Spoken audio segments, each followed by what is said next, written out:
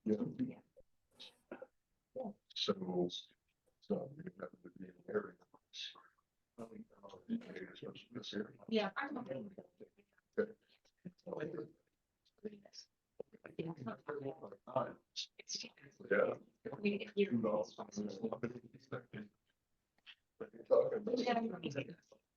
Yeah. Well, you know, that's a good game right now. Now we are black screen. Oh, no, okay. Cloud. So we're. But we actually have- Oh, because now that's your monitor, but Zoom sees the right thing. It's always one or the other. It's never a, yeah. Went through some sort of.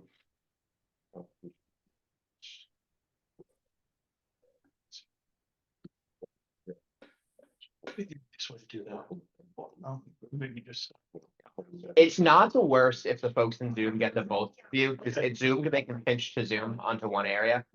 And then we'll give the full screen view for these folks here. I gave you the microphones, correct? You did not.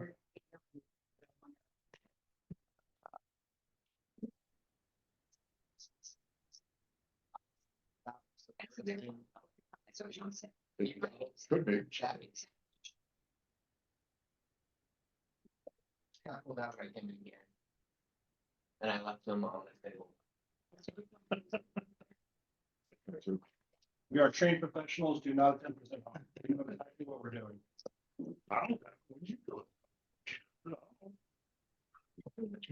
Reference on Zoom now too, good.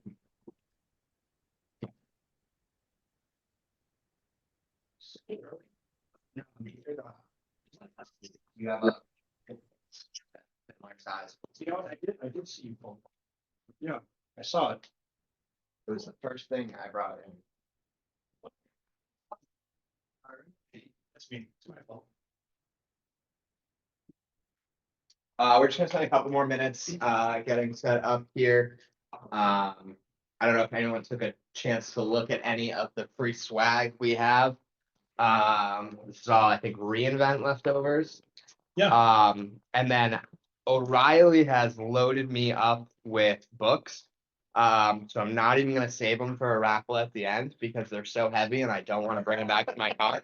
Fair, that's absolutely. So feel free to take a look, and take them off my hands. You'll be doing me a favor. So.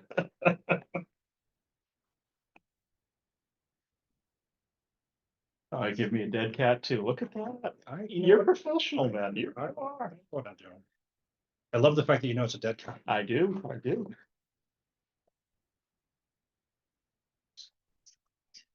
The reason I wore a sport jacket, just to catch. I was getting all fancy for you. I was using that phrase in my house at one point. And Kim, who is a huge cat lover, said, "I'm sorry, what?" It's the name, honey. That's what it's called. There's no shade.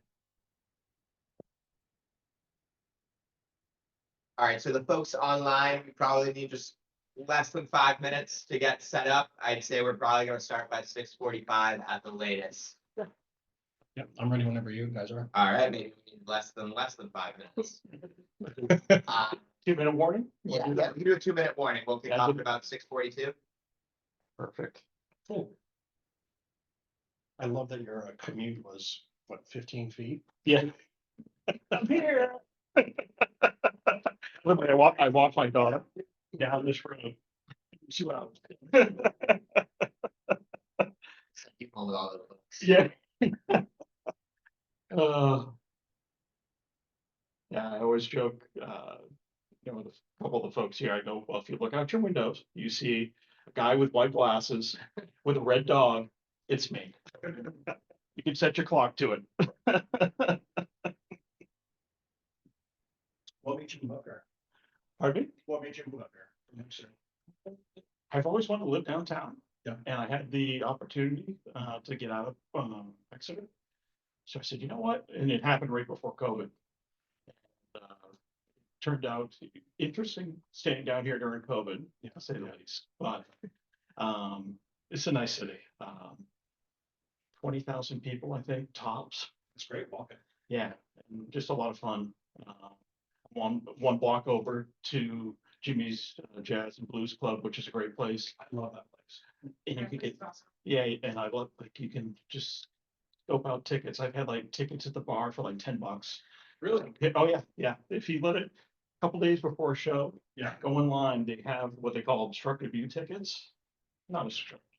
You may have to do like one of these little giraffe My looks. favorite seats are the one at the very top. Yeah. You can't see the stage at all, but you got those great TVs. Oh, yeah, it's fantastic. Yeah. They're called obstructed view tickets. I'm like, that's my favorite seat. I think the next show I have there is Tommy Castro and the Painkillers. So Nice. it's a good time. Very cool. You want me to kick it off, friend, or you want to do a little intro of the pub? Two intro slides. So that's on me. We're gonna go slideless. So kicking off AWS Pug, the first of the new year. Hopefully the first of many. Quick thank you to some of our sponsors. So thank you to HashiCorp for providing funds for the food and drinks and a bit of this swag. Thank you to AWS for providing us with some of the promo credits that we give away as well. And thank you to Market Street Talent for hosting us tonight on a last minute request. So that was a switch up in the final minute there, but we made it work. So thank you to all of our sponsors, and I'm going to turn it over to Brad. Thank you. All right. Well, first of all, folks, thanks for taking the truck out. I know we got some long distance travelers from here. I know South Shore. No, but yeah, yeah. Yeah, so we give them the mileage award. Yeah. But I'll go just for context, who am I and all that good sort of stuff. So we have just a base set, and it's not anything about, hey, look at me. It's more just a level set. And also, more importantly, this is not a presentation about me tonight. All of us here and all of us online have had experiences, and as a community, that's the one thing I like about the pub here. We are a community. So I may start a topic, but I'll probably go out to anyone who wants to raise their hand saying, hey, what have you run into?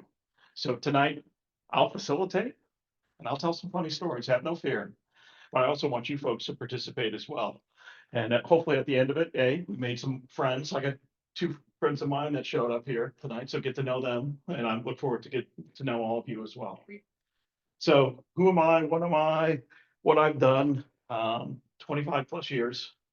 And I've been mostly in the solution architect space. So work with folks like Colin, Steve, I haven't had the pleasure to work with yet, but always developing some sort of crazy solution. And it's been across the whole IT stack. Ooh, I think Charlie went off of mute for a second. Blame Charlie. That whole expose of a career has given me some unique perceptions. I've seen good things and I've seen a lot of bad things. And as I've gotten the gray hair, I've learned a lot. And so the hope here is, if I had to play back and say, hey, maybe what mom should have told me growing up about high tech, right? Maybe I would be a little bit smarter. I would have learned a little bit quicker. So we're going to cover some of that tonight out there. So a couple axioms that I've lived through my life with. Mom didn't say these because she doesn't. If I asked Mom who is Scott McNeely, would not have a clue. For those who don't, former CEO of Sun Microsystems. But this has proven me time and time again true, as technology around here has a shelf life of a banana. So hurry up and wait. We do this a year from now. The topics we're going to cover will be vastly different, and from that point of view. AI is all the rage. Chris, when you and I did a podcast, I think serverless was the new hotness at the time. Yep. And then we'll figure out what the next thing is. So always had that mindset that, hey, here today, gone tomorrow, but continue to build on that. The other axiom I always think of is this is an ecosystem. So take what you learned here and you can apply it to very different other cloud providers, different solutions, different capabilities. So AWS is the center of this ecosystem here, right? No bones about it. Correct me if I get off base, what? 111 availability zones, 36 regions, continuing to grow. 600 direct peering connections out there. Is that right? Did I pass? Yeah, I work for AWS. Okay. That's where I still get- In training and certifications. Oh, good, good, good. Pressure's on. Yeah, don't screw up, Brad. And from that point, right, that ecosystem has, yeah, get the hook ready. That ecosystem has a lot of gravity around it. And that gravity, if you look at their partner network, right, and they don't break out the numbers per MSP, consulting, or technology, but it's north of 130,000. It's the last I knew. Again, correct me if I'm off. Yeah, Great. good. I did my homework. But there's a significant amount of gravity, significant amount of capability, and more importantly, a significant amount to learn in this space. So again, invest in the ecosystem. Don't be fly by wire, but come on in and wade into it as well. So those are my two axioms. Let's get into what Mom might have said. So one, be architecture driven. You may have started off as an engineer and start swirling and tying everything together, but always take a step back and think about the overall architecture. So the next couple slides, we'll go into what does that really mean and what I wish my mom would have told me about architecture growing up. First one, learn your ABCs, but more importantly, the NFRs. NFRs, non-functional requirements for those in the room. That can be everything from performance, scalability, reliability, portability, right? Understanding those requirements before you actually put hands on keyboard to build something will help you immensely. I can't tell you how often I've gotten involved into some of these environments and really, no one really sat down and thought going, hey, what's the why behind this, right? I just started slinging code. Or, hey, I'm working on this environment that sits on-prem, but it needs to talk to AWS. Latency requirements. You can't beat the speed of light, right? And then when you start showing network traces and the number keeps going up and they go, oh, yeah, we have to re-engineer that. So time, effort, money, calories, red face, all that good sort of stuff out there in that regards. The abilities of that, take a step back and honestly just write them down. And if you don't know, that's a question to ask. I've always looked at design from 3 points of view. And I've taught this from some of the friends that worked with Colin and I back in the day. One, I do a design. It has existing attributes. It's what I know today, right? It's, hey, I know it's this system needs to talk to this system. And this is how I would think I would do it. The second design, clean sheet of paper, no encumbrances. Take a clean sheet design saying, hey, there's no legacy here. It's completely greenfield. How would you do this? And then last one is I call it the wild card. Take another industry, take another whatever approach and try to do your design that way as well. So by doing that, you rank the designs at each other.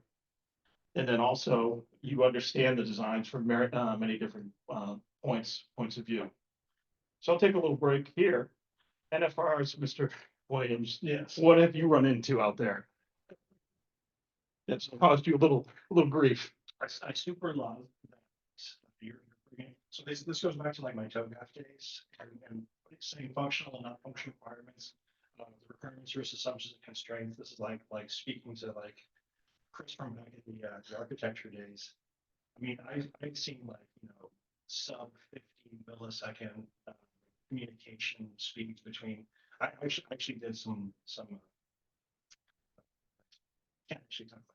Yeah, but I've seen some really like low latency things where if it wasn't satisfied with that, and these were like parts of the same company that were like across the street from each other, and they were like, "We need to go to the cloud." I'm like, "That's gonna go boom." It was longer than like it was like 5 milliseconds, so it was like something super low. And a lot of my time was spent just asking the 6 whys. Yeah. Why are we doing this? Okay, why are we doing that? Okay, why are we doing that? Just go all the way back, pretending like I'm a third grade, just asking all the whys until somebody just gets irritated and goes, oh, yeah, that's a dumb idea. We shouldn't do it that way. But my standard question is explain to me like I'm 5 years old. Yep. Just literally wind it all the way back. Tell me how we got to this point and tell me your decision points along the way. So that brings up another point. It's not on the slide. How do you record architectural decisions or engineering decisions? ADRs, architectural decision records, right? And having a place to point, say, hey, we made this decision here for this reason, back when you're like 6 months down the road, it's gold. I've been in so many conversations going, well, you made that decision. No, you made that decision. And it typically happens right around 2:30 in the morning, trying to troubleshoot something, right? Right. So Who's the idiot? Oh, that was me. so that whole point of writing it down, it's a big thing in that regards. And I think to your earlier point about having shelf life, technology having the shelf life of a banana, one of the things that I've done is some of those decisions. Why did we make this decision? Because there was a technical limitation that was in place at that Yeah. point in time. I remember, you guys talked about serverless when that was all the rage. But at the beginning of that, like cold starts was this huge Oh, yeah. phenomenon that everyone was, oh, we can't do that because of cold starts. We can't do that because of cold starts. You fast forward a year, 2 years past that, and a lot of the concerns with cold starts were mitigated by AWS, but then there were also patterns out there in different ways to configure your environment where it was, oh, this might be a viable solution now. And so knowing what your constraint was 6 months ago and staying up to date with how the industry is changing allows you to bring those two together and see if that why is still relevant as you go to make changes. 100%. A lot of times in the roles that I'm playing these days, we look for mitigating engineering. Right? Because we know there's something on a roadmap that may be 6 to 8 to 12 months down the road, but I need to ship some functionality now or something of that nature. And that's a great point. So that goes back to that ecosystem slide. Planets will come in and out of orbit throughout, and it's technology that the AWS has, but it's also the rise and fall of the ecosystem around that. So I'll date myself. I remember when Chef was a hot thing. Docker, right? Remember Docker was the next best thing out there, right? So understanding and fortunate, and this is I'm not throwing any credit to you, Chris, because I know you're embroiled in, but I got to know the HashiCorp folks right when they first came to being. I presented at their first sales conference way back in the day. Yeah, yeah. So sometimes you can catch the dragon, right? Catch it by the tail. Other times it's like, man, I'm seeing patterns here. I don't know if they're going to make it another 6 months. So, and I think all of us here have been involved in the business long enough to go, I know the warning signs now. So use that as part of an architectural decision as well. So too many toys, not enough playtime. Morgan, keep me honest. Last I checked, 327 AWS services out there. Yeah, it keeps going. Keep going? I said it keeps going. Oh, it keeps going. Phew, phew. Good, I got that one too. There is a lot to learn, right? I had one friend tell me once, listen, you can't be an expert in 5 things. I don't care who you are. So the calories that you spend on learning, spend on what is relevant to you, to your environment, to your system. So as an example, I always look at this sort of solution strategy, right? And this will be different for every single client out there that I work with.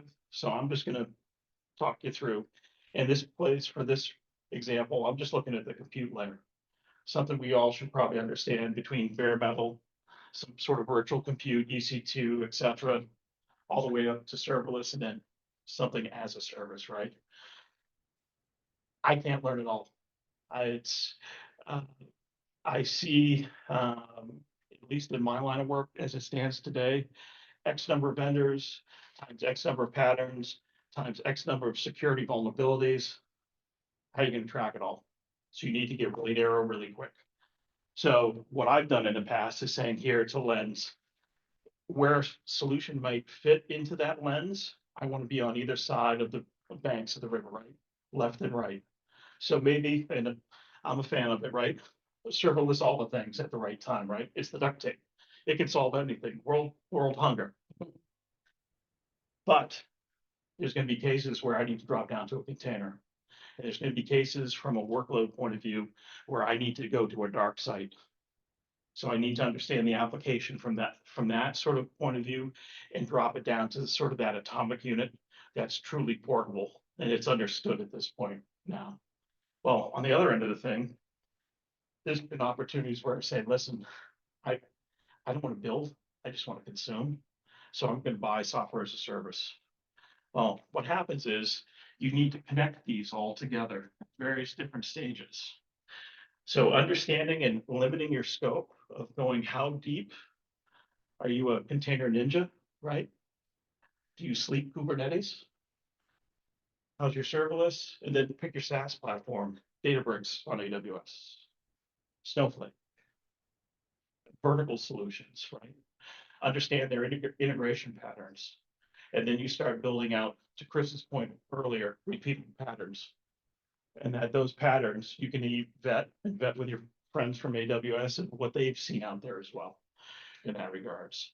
So I would recommend, as you look at that solution landscape, what Monk taught me, right? Bring in the toys. You can't play with everything. Focus on what you can really do with what you have that's on the truck today and learn that inside and out. Now, that being said, there's still a case for bare metal.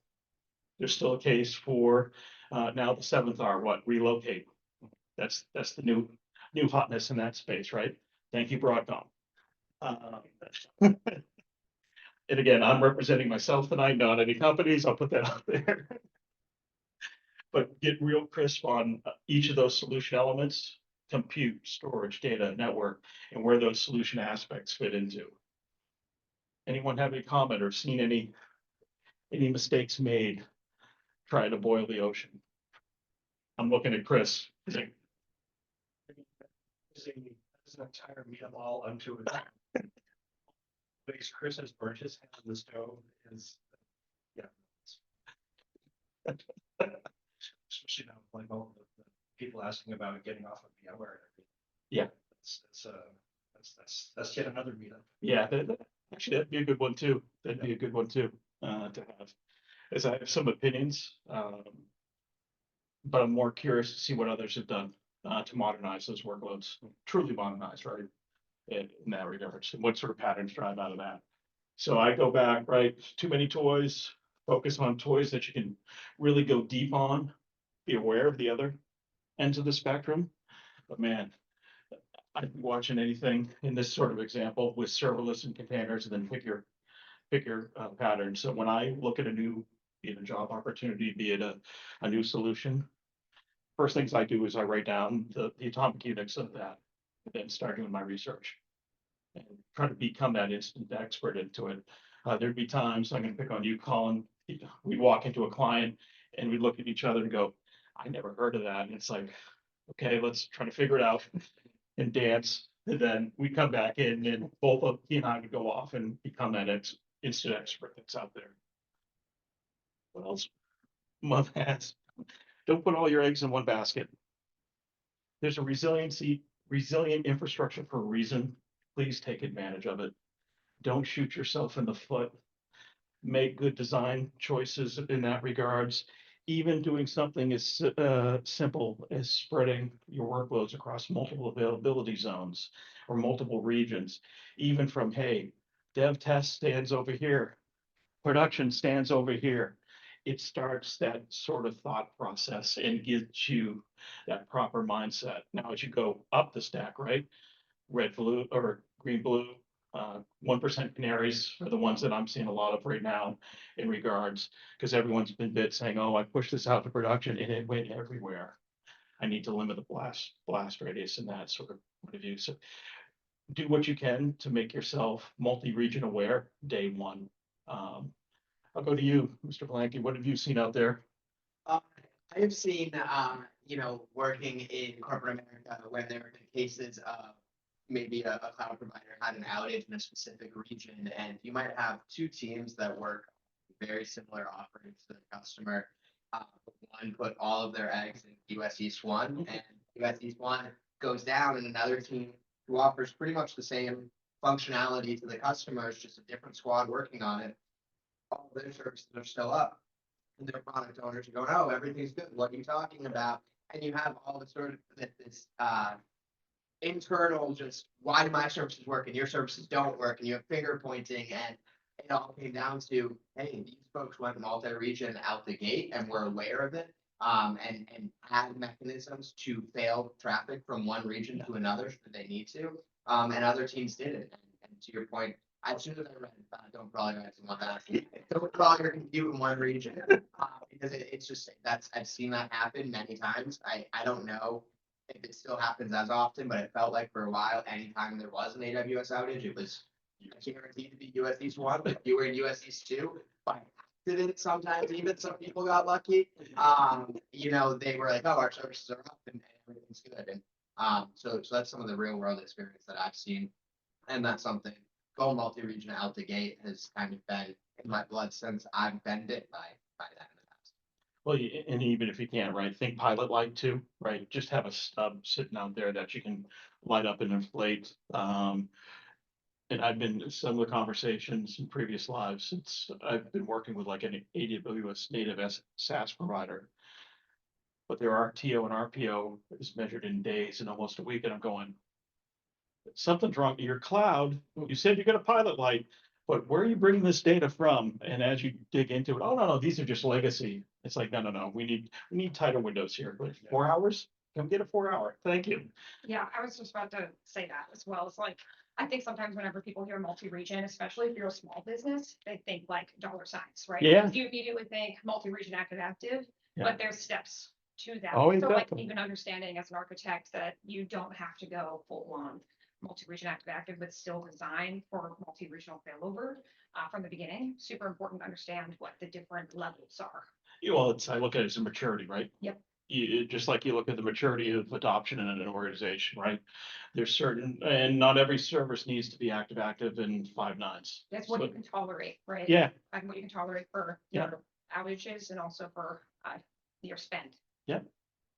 spends that big thing that comes in surprisingly.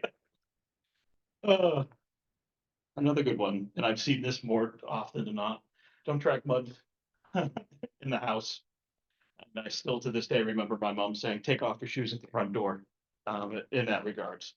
Don't cross-pollinate your environments, right? Don't have dependencies in your production environment on the staging environment. Understand, and there's, I have to go use the word here, will come up again in a minute, hygiene, but really understand of all that dependencies and all that capability that you bring up. Make sure it's separated and segregated, because I've seen more often than not, oh yeah, the system's in production, but it's making a call to a staging box back here. And I'm, what? Never mind from a security audit point of view, but production, come on. As we move forward here, right, this hits another one. A fool a tool, still a fool. You got a lot of tools out there you can use, right? Again, 130,000. I have seen friends of mine, and I call them friends, search for the next greatest, biggest tool that they can find because, hey, it has like 3 features they think it's going to solve. My recommendation is to look what's on the truck now, what are you consuming now, and what can you make do with, right? And it's not just make do, hey, is it a feature flag that I need to enable? Sometimes you need to do, I hate to use the word, it's maybe a bad word, it's called engineering. You may need to do a little glue code or something of that nature to pull things together. But that whole approach of saying, hey, this vendor just released some new capability, I got to chase it. Take a look at what you can consume now. And then additionally too, right? I try to go with first party native services everywhere I can, right? Because from what I've seen in my background, and I've been fortunate enough to work with AWS since 2017, those have, let's say, the most cohesive, play well nice together in the same sandbox. Now, sometimes it doesn't. but 90% of the time, I've seen those first-party solutions over time mesh in together. Now, there's been other times where I've had to look for third-party tooling. Security in the early days were a good example of that. Security solutions for certain regulated markets. The capability within AWS is there, just wasn't exposed correctly for someone to consume. That has matured over time, but that's an example saying, hey, I need to go to that third party because I can't get that sort of level of compliance anyplace else as well. So that sort of balancing act. Don't chase the shiny new tool out there, right? I'm guilty of it as well, right? I get a little frothy every time I see a new tool that gets released, and I have to reel myself back in and say, you know what? Can I make do? What's the roadmap for the tools that I have now? Or otherwise, you're going to be in a situation where you have 10 different logging tools. How many different ticketing systems? I've been in those scenarios. And then never mind, oh, I built this over here, like a CMDB. I've had a couple of those going, hey, can you just give me an output of all your systems? What are you using? Hold, please. And literally did a SQL dump and I'm going, nice. But what sort of data are you capturing? What's the frequency? How often? And it was, I said, go with your normal stack. And it makes it honestly easier to understand from a supportability point of view, right? I like job security just like the next guy, but I don't want to be the one coming in after someone at 2 a.m. in the morning going, what the heck is this doing now? Undocumented is evil. Any cool tools that you all have seen out there that folks have been fixated on of late? And and this is not throwing shade. This is saying, hey, as a community, is there certain vendors tooling that sits in the AWS ecosystem that we all should be aware of? Don't say HashiCorp.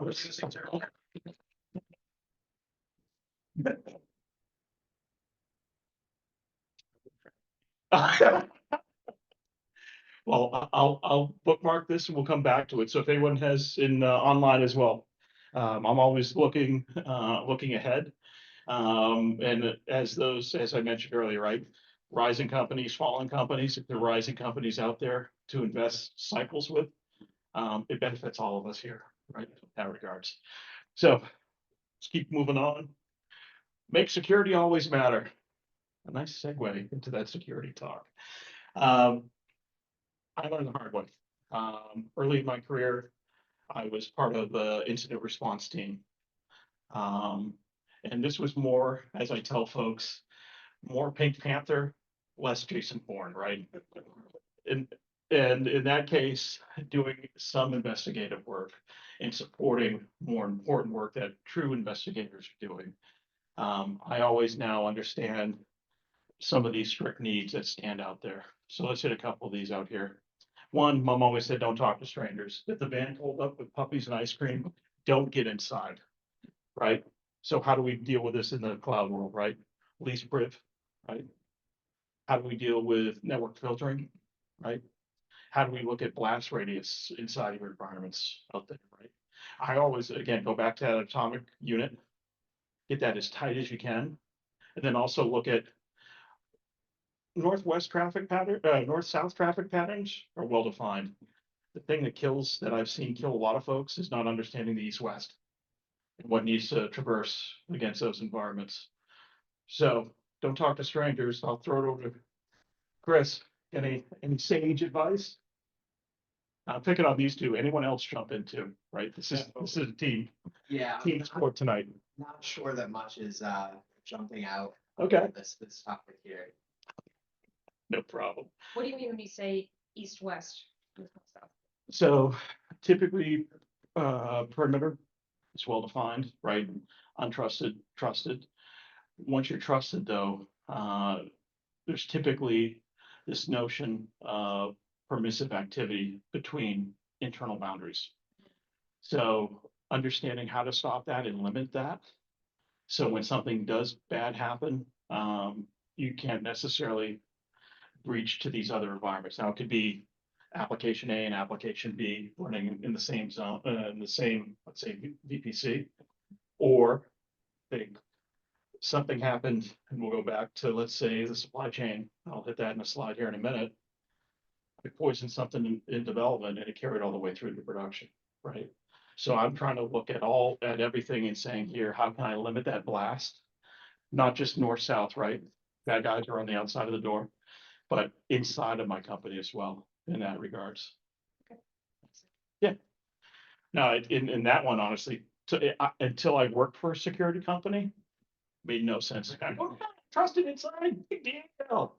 No, no, no. And that comes to what, hygiene, right? How often are you doing audits of that environment? How many are using well-architected reviews in those lenses out there, right? I look at that as stage 0 yourself. That's something you can do. Now tie in an AWS specific partner that sees many different clients and take that input to secure the environment. That's another layer that sits on top of that. How often are you auditing IAM? I can't tell you, I've been on calls with clients, they bring up, hey, these are the folks that have access to my system. And you see former employee at gmail.com, legit. And then you see the sweat and then going, okay, now we're gonna back it out. And this is what I want to do, but they just logged in yesterday, but they haven't been on the books for 6 months, legit. So please do the hygiene, do the work. Any war stories you folks want to tell? That you can tell. Going through the filter of like. Yeah, no, that's what I've been doing when I put this together. Now it's challenging up there. And then next, right, what I covered earlier, guard the pipeline, not just the gold, right? Understand how you release software into your environment, understand how you release change into your environment, right? Please put a human in the loop at some point during that approval process to get eyes on it. What sort of code scanning are you using out there, right? What sort of dependency mapping you're doing to third-party or open source libraries that are out there, right? Log4j, yeah, got bit by that one, right? So at inventory asset management and software composition analysis, huge, especially if you're at a velocity where you're doing multiple iterations and releases a day. The other piece of this too, most people lump CD and CI together, pull them apart. Really just pull them apart, because then you can get really minute and focused on solving specific issues versus saying, hey, I have to run it through the whole pipeline. So I'll be doing continuous integration and then push it to deployment stream or something of that nature as well. So horror stories around supply chain issues. I dealt with it in a prior life at a security company where, and the story is kind of funny.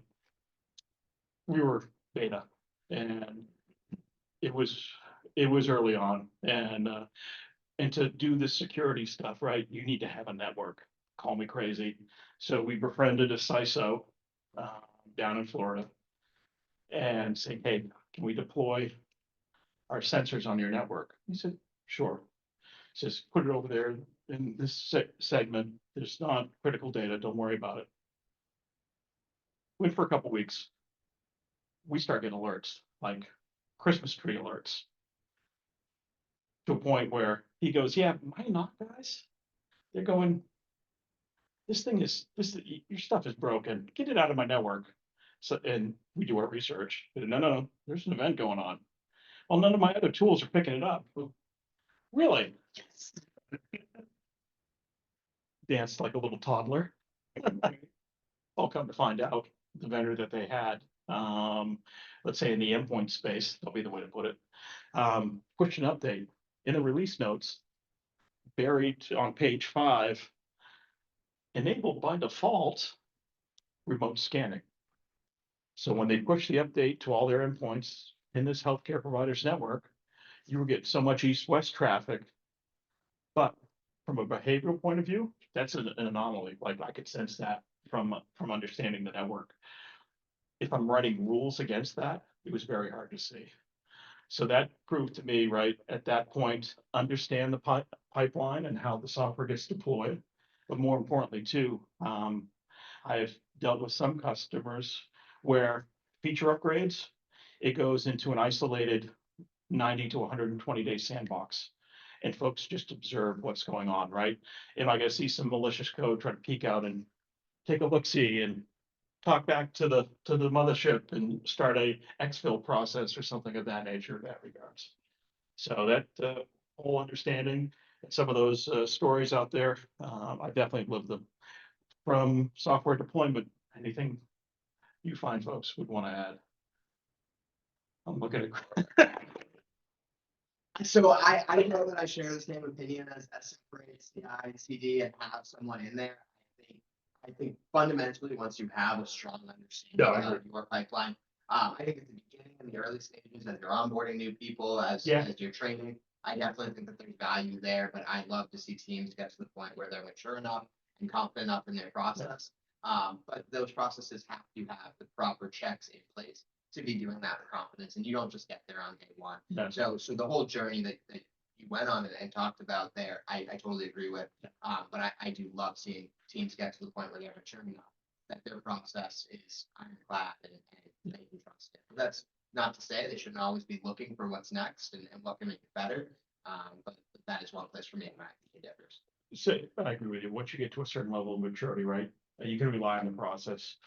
But I always push back to some degree and say, listen, try to red team the process, right? Because the way Chris may approach a problem would be different than Morgan approaching a problem. And honestly, it goes back even to design too, right? The more different sets of eyes, that's gold for me in that process as well. But no, good point, Chris. I appreciate you for that. So let's keep moving here. Operational excellence.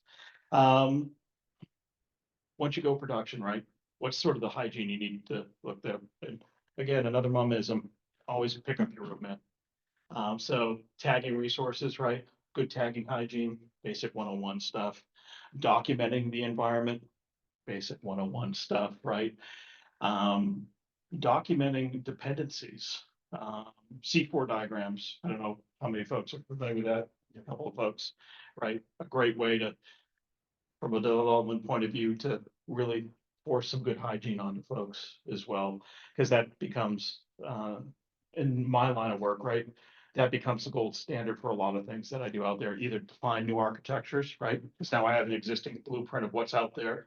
Two, I look at it from an operational support point of view, security even, hey, this system is compromised. What are all the other dependent systems that are on this as well? So that comes true. It comes to cleaning up your room too. By having a clean room, you are going to find that it's easier to do other things in the future. So you had the example of tagging. And there was a while where maybe IAM and AWS didn't support attribute-based access control.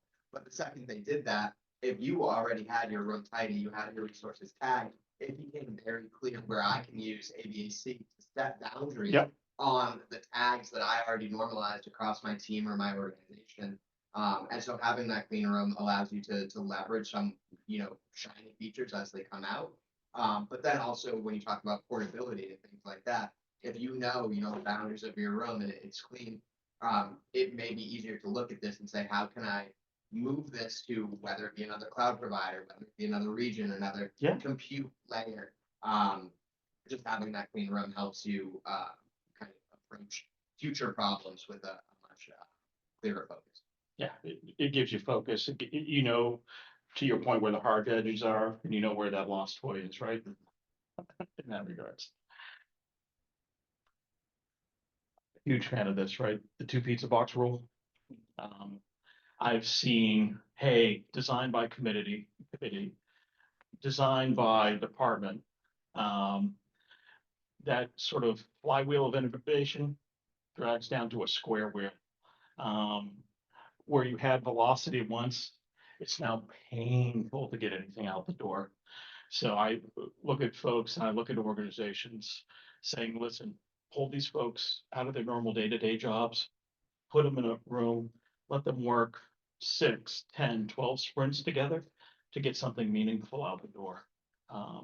I've seen that of late where, and organizations I've been dealing with, right, from an engineering point of view, it's in the hundreds, right? Um, and if you try to do this with a highly matrixed approach, it's like, turns back into what I call ticket ops, right? Oh, you want this done? Go open a ticket. It's like, come on, man. Trying to ship some content here, trying to get some new functionality out the door. So in this case, right, I can't have everyone at my birthday party. Pick 12 folks and do some good work with them behind the scenes. And then, right, money doesn't grow on trees. This was an easy one. And I'm not even going to touch the usual suspects, right? Reserve instances, longer commits, all that good sort of stuff. But I look at it too from a point of view of understanding your commit and understanding ways you can burn down that commit. So I've been fortunate enough to be on the marketplace side in a couple opportunities out there. So it's not, hey, put bigger workloads on AWS. Can I use that commit to get services or align gaps that I may have in my existing environment, right? Is there certain ISV purchases, right? Maybe the next greatest version of Vault comes out and the client's up for renewal and they could route that through, right? That sort of approach. So understand the dynamics of that. Now, horror stories. Previous role, we had a client that went away over the weekend. Thank goodness, we had someone from the FinOps team on our side watching their bill. They incurred about 100K run up in 72 hours. Yeah, came in on the morning. We sent the alerts and all that saying, hey, escalate. You've got to do something. Shut it off. Yeah. Shut it off. And it was a development environment, misconfigured, and regression testing. And it was some gnarly conversations to have, saying, hey, you've given capability to folks out there, but also understand budgeting, all understand throttling. I don't know if anyone else has seen any crazy runaway stories here. Sure. I really, so Yeah. I worked at a job years ago, and, they were all in Lambda for, it was a mortgage company and they had a loan pricing engine that was all, Lambda, which is cool. Except for one of the things, talk about the cold starts. Yeah. And this was like before, you have something at a VPC and a cold start was like 12 seconds, whatever, and they had this whole thing going on. And then provision concurrency got released. They're like, oh, this is the best thing. We were using serverless framework. And so we were working on separate projects. And I used it for like one just to see how it worked. And so like we're just gonna enable it for everything. And so then like a week, it went from like, the Lambda bill was like, $10. It was like $3,500 in a week. And like, serverless is supposed to be cheap. I was like, yeah, it's actually costs money, So, Yeah, be careful what you ask for. yeah. Or I've had folks go so far down the serverless route, you start getting circular references, and those suck to troubleshoot, man. If you don't have a good observability practice, man, it's like chasing needles in that regards. Now that's a good story, man. That is a good story. And if I told you once, I've told her 1,000 times. Again, another mom issue. Pay for me. If you do it once, okay, fine. Do it twice, automate it. Automation is your friend, right? Drive that into some sort of automation framework out there. Drive that into some sort of, even if you can't automate it, right? Drive it into a repeatable process that you can make it so easy a chimp at 5 a.m. in the morning could use to troubleshoot the environment, right? This sort of bringing it back down to basics and trying to take as much of the risk out of that equation by forcing it in codified environment. I think that's been some of the greatest lessons I've learned over the years, right? I had a client, different cloud provider, brought us in for an audit. And it was a forced move. So client was being spun out from a larger holding company, and it was a hard date. You need to be out of the data center by this date, no question. So lead engineer, no problem. I'm on it. 20 applications. So you talk with the lead engineer. Oh yeah, I'm using a New Relic. That's sort of my observability platform, great. Every single VPC threw it in was a snowflake. There was no standardization, no automation to deploy that forever. So typically, we would do these audits in maybe like a 30-page document that come back, hey, these are your risks, these are how I correct. This turned out to be 130 because that symptom of observability, oh, that wasn't just the only thing. It's how I consume other services in the environment. How do I do networking? Everyone had their own sort of playground, but at the top of, oh yeah, no, I got this under control. It's like, get real, please, in that regards. Have you seen, and that's literally, that's where I got introduced to ClickOps. I go, how did you build this? Oh, please. Any more stories from the trench? Try, right? Yeah, Try, don't repeat yourself. yeah, exactly. So I'm gonna transition now. Mom gave me some good advice, but given the current state of affairs and a number of folks being out of work, I'm gonna now twist it a little bit and talk about career trajectory, right? All of us here may be employed, may not be employed. And if you see this on a recording sometime, hopefully some good advice out there. My personal journey of late, I was separated in August of last year and landed in a new gig Black Friday. So of late, some relevant information out there in that regards. So great movie from years on old. Glengarry, Bill and Ross, always be closing, always be networking, right? Like what we're doing here tonight, we're making new friends, but also building a network at the same time. Always take that coffee meeting. Always, hey, offer to help out. That's when you guys reached out to me, hey, we do a presentation, sure. Because at the end of the day, if it helps someone else, you're in a better spot for it. Yeah, well, it's good reason to get together anyways, brother. That leads me into get really crisp on how you look at jobs and opportunities out there. This is actually a slide I used in my most recent, and it's pretty straightforward. 3 C's, right? I look at the culture, right? What's the culture of the organization, right? I'm not a political guy. I don't have time for politics. I want to get cool stuff done. I want to solve hard problems. And the folks I look to my left and my right, there's no ego. So I'm asking questions and getting to know everybody on that sort of plane immediately. The next thing, I'm not going to go to someplace and rest and vest, right? And just collect a check. I'm looking for a challenge, right? You want to go from A to B. Chris, you probably took that from your previous corporate gig into startup land, right? Yeah, absolutely. Yeah. So understanding what motivates you and being able to put that and speak to it succinctly, that has helped me out in my career as well. And don't forget, like, little C, compensation, right? Mouths to feed. Be fairly compensated for your work, right? That's important. The other piece of this, the other fourth C, I call it, is a chance. So I've seen a lot of great ideas out there, a ton of them. But market entry, market exit, and where you are in that lifespan, do I have a chance to hit that mark? I've been early in a lot of technologies. VMware Catbird, 5 years early before it happened, right? They bought a company called Blue Lane. Awesome technology, didn't have a market for it. So understand where you stay, where that company is, and be it I'm in retail now, be it insurance, be it wherever, like understand where they exist and if they have a chance. Are they growing or shrinking, right? Are they acquiring or divesting, right? Divestiture, that can give you some opportunities for growth as well. I've been fortunate enough to plan that. So things I look at as you get, right? Am I going to learn or earn? Ideally, I do both, right? I want to learn something new every day and be compensated for it. But sometimes from a career point of view, I got to take a step back, right? I need to be the neophyte. I got to be the stupid guy in the room. I like being the stupid guy in the room, but allows me to ask a lot of questions out there, right?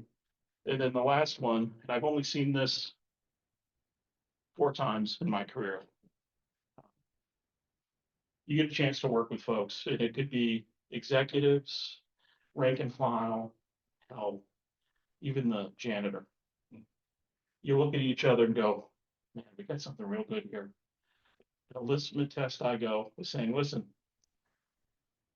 someone wakes up tomorrow and goes, listen, I got the best idea for the next oven mitt that's out there. Who's in? You won't raise your hands because I don't know what my job's gonna be, but the folks I'm surrounded with, we'll figure it out. And I've had that a couple times in my career, and that's something special, and that's something it's worth fighting for in that regards. And as we're coming in to a close here, the next couple slides, I lived this as well. If you don't like change, you're gonna dislike relevance even more. I was, before actually getting involved with AWS, I was working for a hardware provider. Losing deals. Funny how that works. I literally watched the executives put their head in the sand. Like you would see these loss reports, quarter over quarter of like deals going sideways. And it's like, listen, you need to be relevant and you need to stay relevant, right? There's some of that relevancy, right? There's stuff that we can do in our day to day, but there's also understanding trends, right? I'll put you guys on the spot. Coming out of reInvent last year, what are some of the new hotness trends that you, besides AI, that folks should stay into? Yeah, it's too easy. I mean, honestly, things that I was liking were not AI. Yeah. Adjacent. I mean, yeah, the AI stuff is like playing with it. It's right now still say it's a toy, but people are sprinkling into a lot of things that they don't need to be sprinkling into. Just the new solar. I don't know, what was something that you really got excited about? I haven't been as deeply involved in the AWS ecosystem. Like I've been very straight going on right now. So I can't say that there was anything that I was like, oh, I wish I was more involved because I would dive into this. But I've had course blinders on for probably the last 2 years. Yeah. On very which goes against some of what you're saying here. I got a soft spot for you, Chris. I always take you, brother. Yeah, so I can't say that there was anything that I had, seen that I was like, oh, I really need to dive into this more. I really think that this is going to be something greater. And I think some of that is because I've been distracted by the smoke and mirrors of Gen AI, because that has been what has been most vocalized and things like that. So I can't think of any specific examples. There was one thing that I was actually asking for before going into reInvent that actually showed up. That's one of the least announcements that I was surprised about. Yeah. One of the things that was really irritating me was how to pick a foundational model. Like of the things that were out there, what's the best, cheapest option? Oh, yeah. And why would I pick something? And I know they have a great name for it, but it's actually you put in the parameter or the thing you want, and it'll tell you, okay, for this type of thing, you want to use this. Yeah. Instead of just figuring it out using $10,000 a second. Yeah. So That is cool, man. That is cool. It's Morgan, from your point of view, I know you're badged to AWS, but Yeah, with the So- announcement, what do you think is some coolness? I'm here, like you're saying, I'm not here to represent. No. Well, Well, being, just here for me, but, I agree. I think some of the more exciting announcements for me were not the AI related ones. Cause that's like what you see a lot of the media around, but like one was like Amazon Aurora DSQL. Like I find that the services that are maturing, they're adding on features that people used to have to engineer things for. oh, yeah. So like having like an active multi-region setup just kind of built in to a service is huge for someone who's struggling to make that happen on their own. So I like seeing stuff like that. Whenever it's clear that there's been a number of customers that want something, and then you finally see what used to be like, oh, you have to do this weird workaround thing and have like a Like to stand on one sheet. foot and Yeah, right. Yep. To make things work. And so I like seeing services mature and having those features that really matter to people come out. So I did see a handful of those as well at reInvent. no. So epilogue time. That concludes our presentation, but I want to leave you with some thoughts. Parents get old, and I'm not the first nor the last to see it. You know the story. It was after this event, October 16th, I got the call. Something happened to mom. You gotta head to the hospital. So from here to Concord, an hour. A lot of things go through your mind. It's going that process. I'm fortunate enough to have a family. We deal with humor a lot. So we're always cutting jokes. And in the hospital, we're sitting there and I'm joking with mom. She goes, "Ah, this is fine. I'm fine. It's AFib. Get out of here. Go. You gotta go. No. I'm sticking around." Um, Shot a picture to my brother out in West Coast. He's a wildland firefighter. Stories about that later. And then sat there, watched her BP go all the way up to 160, 70, 40, 30, 0, gone. Heart stopped. They rushed my father out of the room and started doing what they do in hospitals to revive someone. So in that moment, that 10 minutes, everything, what you thought was important, not necessarily important anymore. And it really comes down to people and relationships and how we work together. Fortunate, great care out at Concord Hospital. She was revived. 4 surgeries later, Steve would check in on me every week. First question, how's mom? I appreciate you for doing that out there. On the path to recovery, and then celebrated Christmas together, and then I celebrated a birthday. And that was the best birthday present ever. Sitting at my buddy's restaurant in Concord, New Hampshire, with mom tackling a steak that she wanted to eat. And that, Lady with Parkinson's eating breakfast. yeah. She had a cigar. Yeah. So that being said, 3 things I leave you with, right?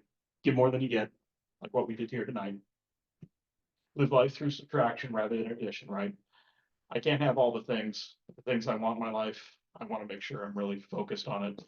And lastly, and this has been true ever since, for a number of reasons. If you have someone in your life that you care about, brother, sister, dog, I don't care. Always tell them, because you never know when it will be the last. And with that, I bid you adieu. Thank you for your time tonight. Yeah. Versus person. Yeah. Your brother, is he in LA doing all that? So over the holiday, so folks in the room, folks online, and I know I see a lot of my friendship, they know the story as well. My brother is a 25-year-old vet of the Wildland Firefighter Service, deployed into some of the gnarliest fires around. Over the holiday break, they work contracts. So he was actually out in Ventura working that whole area because they expected this to happen in that time frame. So Christmas Day, he was at full strength. Every firehouse was at full strength. And a comical story was all the folks around him were cooking holiday meals. He put a call out to everyone in the area, said, listen, we have way too much food. Something goes sideways, my guys are gonna be on the line throwing up because they gorged themselves. So please come over here and take the food. At the end of December, he actually went to NorCal with his girlfriend for a little bit, and then is now stationed back up in Wyoming in that regards. But that Los Padres National Forest, they're right in the middle of it. Yeah, in that regard. You said you had one more.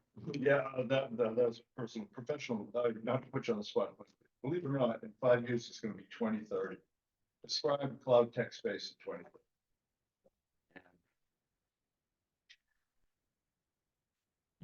So the first word I'd use would be ubiquitous. And it won't be defined by walls anymore. It will be defined by experiences. And where that experience happens could be inside of an AWS data center. It could be done on-prem. Heck, it could be even done in this room right now. What I'm seeing, at least some of the stuff that I'm seeing out there, like leading edge, and because it goes in cycles too, right?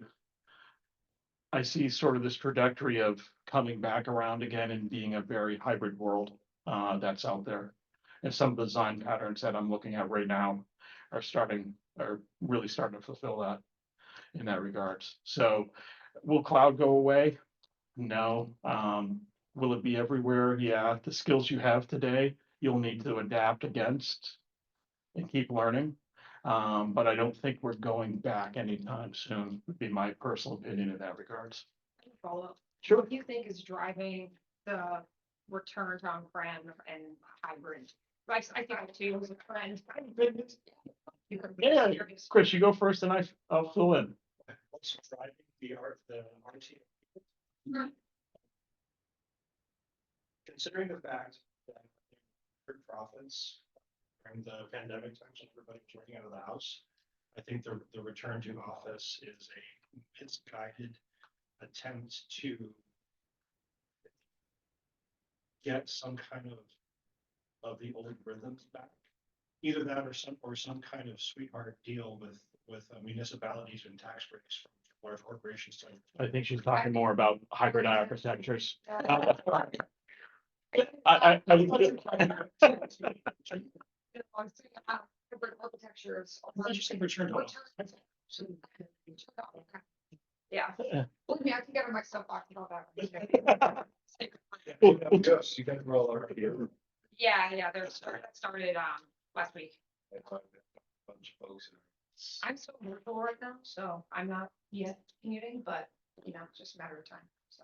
Yeah, they started that all last week, but yeah, no, I'm talking more like hybrid architecture. I'm seeing a lot of, companies saying like, we moved things back to on-prem, And I- we have hybrid situation, like, what do you? The way I'm looking at it right now is, Repatriation.